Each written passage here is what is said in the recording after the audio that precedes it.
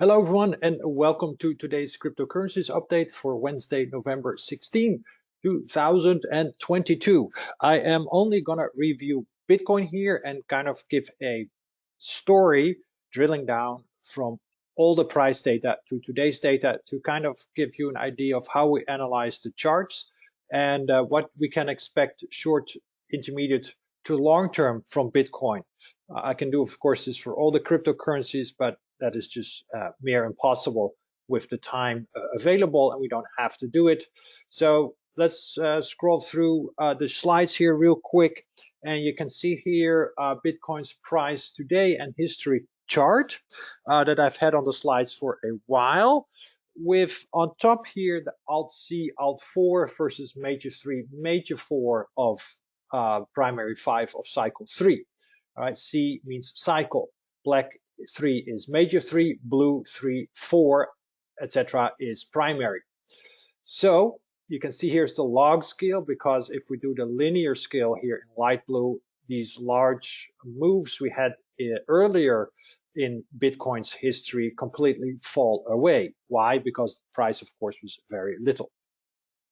So let's review this chart one more time.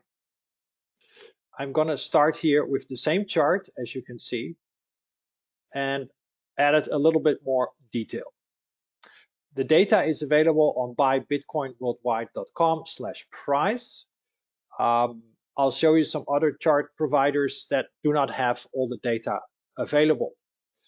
Stockcharts.com, I think, only goes to 2014, TradingView to 2011, but Bitcoin has actually been around since 2009.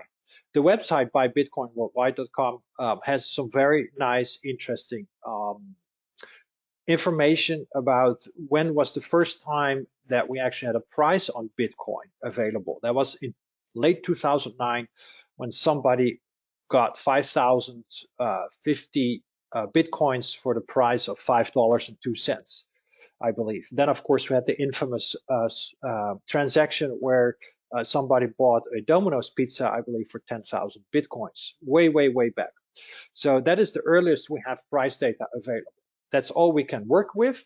And based on that, and again, this is the log scale to make sure we get the smaller time frames better on screen. We can see we have cycle 1, cycle 2 in 2010-11, and then we have primary 1, primary 2 in 2013 into 15, primary 3 2017, primary 4 2019, 1, 2, 3, 4, and I believe the recent top we had was cycle 3.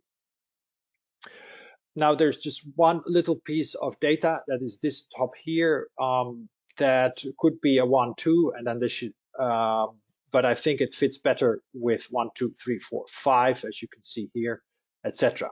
So again, if you can explain 9 out of 10 data points, or in this case a lot more data points and not one, I think we'll stick with everything else. It looks good. Also here, the time length of primary 2 versus primary 4 matches quite well. I like it. So this is the preferred wave count now that cycle 3 topped. Okay, so this is all price data that we have available on Bitcoin. So this is then the preferred wave count. If we're then going to zoom in on Bitcoin a little bit more, here is stockcharts.com price data. Doesn't become available until 2014. So then we have again primary 1 and 2. That was a almost 78% decline into 2015 low.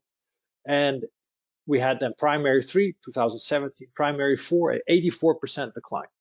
Okay, so we have already 2 precedents. I've showed this chart before for large, very large declines in Bitcoin and other cryptocurrencies. So nothing out of the ordinary so far. The current, this is a yearly candle. So we have the yearly open, January 1st, yearly close, December 31st, all midnight, London time. We can easily decline to 12,000, and that would be all of cycle 4.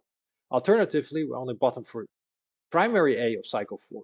Primary B of cycle 4 is going to rally next year easily back to about 30, 40, 50,000. And then we get primary C of cycle 4 all the way back here to about 3,000. It wouldn't surprise me, because often fourth waves 1 degree higher retrace the prior fifth wave 1 degree lower. So it gets us back to about the previous 1 degree lower fourth wave. Okay, so please keep that in mind. So here then is one count that we're completing cycle 4 somewhere around 12,000 and off to the races for cycle 5. So also this count, Elliott wave count, suggests we're getting very close to a bottom. Okay, so either we're going to bottom and we're going to rally to 100,000, potentially even a million, or we're going to go like this. So here, if we bottom at around 12 to 10,000, we're then going to rally between 30 to 47,000. That is still a 300 to 400% rally. Nothing to sniff against. There is a lot of money to be made. But then we decline. And if we have a nice CSA relationship, either to the 62% or the 38.2%, with of course the 50% in the middle, we retrace somewhere between 7,000 and, as you can see, about 5,000. Depends a little bit on where exactly we're going to top. Okay, that will bring us probably into somewhere 2024-25. It wouldn't surprise me if this is the case. Why? Because the decline here starts to look like an impulse on a monthly time frame. Again, 2011 price high and low, we're cycle 1, cycle 2, primary 1, primary 2, primary 3, primary 4, 1, 2, 3, 4, 5, fits really with the large, bigger picture, okay? So then we look here at a potential impulse lower. So this is the monthly time frame. Zooming in further, that wave count of a cycle 3 top fits very well with the weekly candles. Major 3 of primary 5 of cycle 3 topped here somewhere around February, March 2021. And then we had a irregular expanded flat wave 4. 3 waves lower, A, 3 waves up, wave B, 1, 2, 3, 4, 5 waves lower for wave C of 4. Classic, because a irregular expanded flat is a 3, 3, 5, where the 3 back up goes above the end of the wave 3, and then 5 waves decline. Weekly candles have a nice impulse higher here into August, September of 2021. 3 waves lower, and then 3, 4, and 5. Okay, so this is simply based on weekly candles. Down weeks are corrective, impulse weeks are measured by up weeks. So very clean 1, 2, and then we have a down week here, 4, 5. ABC, loud and clear ABC, and then 1, 2, 1, 2, 3, etc. Okay, 1, 2, 3, 4, 5, and then we have a down week, 4, 5. Then we have an impulse lower, 1, 2, 3, 4, okay, 5. ABC higher for wave 2, 1, 2, 3, 4, 5 for wave 3. ABC higher for wave 4 into August. This looked like 5 waves higher, but it is part of also here a flat correction, 3 up, 3 down, 5 up, A, B, C. It's just pretty much the reverse of this wave 4. 3 down, 3 up, 5 down. And then we have here, of course, 3 up, 3 down, 5 up. And now we're impulsing again, 1, 2, 1, 2, 3, 4, 3, 4, 5. Okay, and we should then target ideally somewhere between 9 and 12,000. Note all the positive divergence that's developing on the MACD and the money flow, both the histogram and the actual MACD. So eventually this will result in a big, big rally. Again, the counter trend rally can reach 32,000 to about 46,000. Okay, that matches quite well what we see here. This is of course a little more rough. This is a monthly time frame, but to show you the general path we should expect. And then of course this would be a zigzag wave 4, A, a B, and a C. After 5 waves lower or 5 waves up, whatever it is, always expect at a minimum, in this case, 3 waves back up, which I have of course illustrated here, ABC. Massive rally. How this ABC is going to happen, I don't know. But if this is a zigzag 535, expect wave B to 38 to 62%. Most of the time it's 50 to 62%. Okay, that is kind of the general path we're looking for. So that would be a 4 to almost 5 bagger. Pretty good, pretty good. Again, we're getting much closer to a low than we are to a top. Again, we have massive positive divergence on the weekly time frame. that gives us, for example, what we saw here. We had a lot of positive divergence on the daily time frame as well, as you can see here. All right, see here, and then you get a reasonable rally. So the adjusted wave count, as you remember, that we're in 34345, targets 9.5 to 11,000. Okay, fits quite well. What we have here in general fits quite well. What we have here around 10,000. So I'm kind of using averages. So I see no reason to change my tune. Then this was not a leading diagonal first wave on Bitcoin. Other cryptocurrencies might be different. I'm just talking about Bitcoin. Leading diagonals versus a simple overlapping B wave, or in this case, fourth wave, are indistinguishable. Okay, this could have easily been a leading diagonal first wave. Then we got the 5 waves higher. It looked really good. We had a 1-2, 1-2 setup in place, so to say, and it failed utterly. That is when the market gets more information available. We need to see higher highs, higher lows on larger time frames. So we should now be in green 3, green 4, green 5, 3, 4, and 5 when all is said and done. That is the preferred path lower. I see no reason to change my tune. So from there, so around 10,000, we should easily go back to, as I said before, about 40 to almost potentially 50,000. That is, of course, resistance. You can see here early 2022, we've struggled a lot in this zone, so it's quite normal to revisit it. This is then going to be resistance. So that is then the daily time frame. So now we have the daily time frame matching with the weekly time frame, matching with the monthly time frame, and then matching with the yearly time frame. Okay, and normally fourth waves are flats. So the only way I can resolve this is that the recent all-time high was a B wave, and this is a C wave. Okay, that is the only way I can resolve it, but I have a hard time doing that. So I prefer to be a little bit more on the cautious side of things. But I wanted to show you how we can start off with all the price data to determine where we are. So most likely cycle 3 topped. Now question is then, was this cycle 3 or was the recent all-time high cycle 3? I prefer the recent all-time high.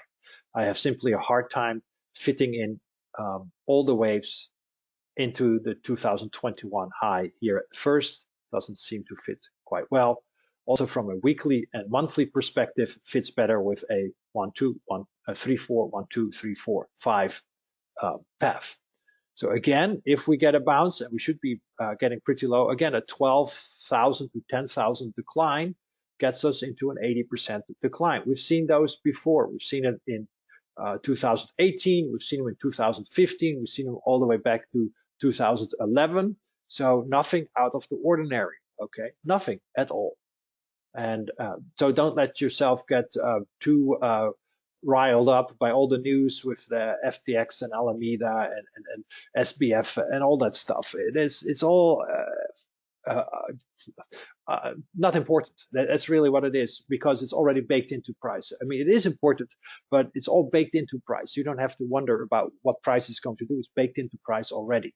Price is the final arbiter. It has everything you can imagine baked in, and also things you cannot imagine are already baked into price. So you don't have to worry about any of those news events.